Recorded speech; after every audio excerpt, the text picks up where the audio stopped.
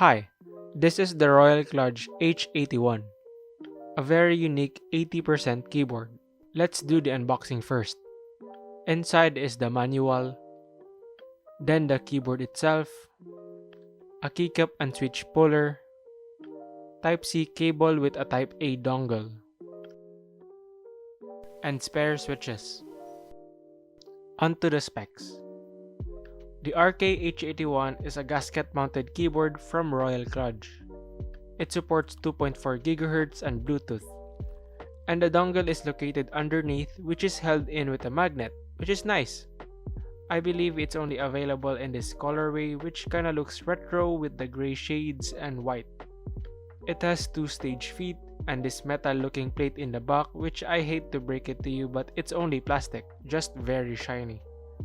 It is hot swap, but sadly it's north facing. I really wish it was south facing since the keycaps included isn't shine through. Speaking of keycaps, they are ABS double shot, which actually are pretty good and quite thick. And the most interesting part is the knob, which kinda reminds me of something. Anyway, this is probably the most unique knob out there. It doesn't really control the volume, but just switches to off, 2.4 GHz or 3 Bluetooth devices, which I guess is useful for people that uses one keyboard for multiple devices, which they can quickly swap with just a turn of the knob. But for others, I guess you're stuck with this.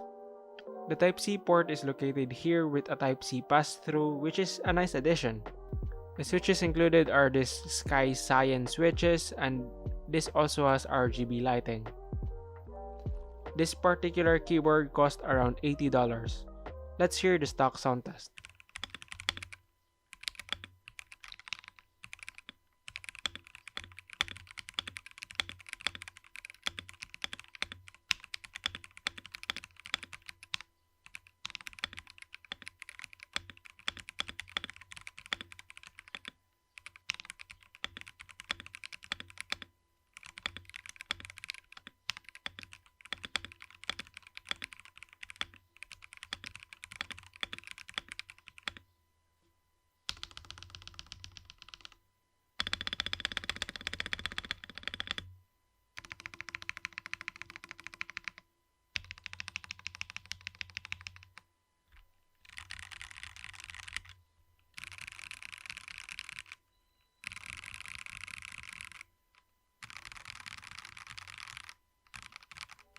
It actually sounds good out of the box. Really smooth switches, but kinda quiet for me.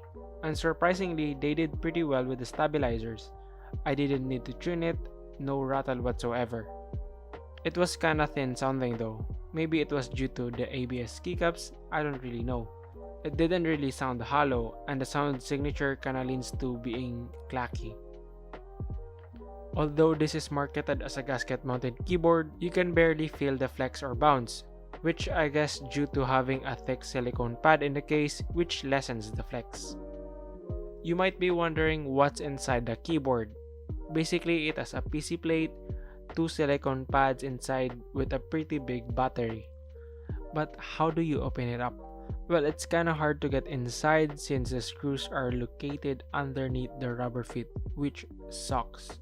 Cause you either have to use a hairdryer to melt the glue in order to reuse the feet, or just rip it and never use it again. It feels like it's not really supposed to be modded inside. Plus, after the screws, the top part is held with tabs which you have to pry open, which I guess you won't really need to because it already sounds decent out of the box. You could change out the switches and keycaps and maybe tune the stubs, but that's pretty much it. Overall, it's a decent keyboard for someone that just wants something nice and works.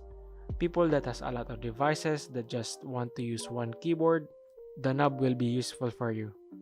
This may not be for the enthusiast out there because of the minimal customization, or even for beginners that want to venture out in the hobby because of how hard it is to open up. But it looks cool, with the retro design and with the gimmicky knob. I just hope they made opening it up easier so we can mod it to our liking. Tell me what you think.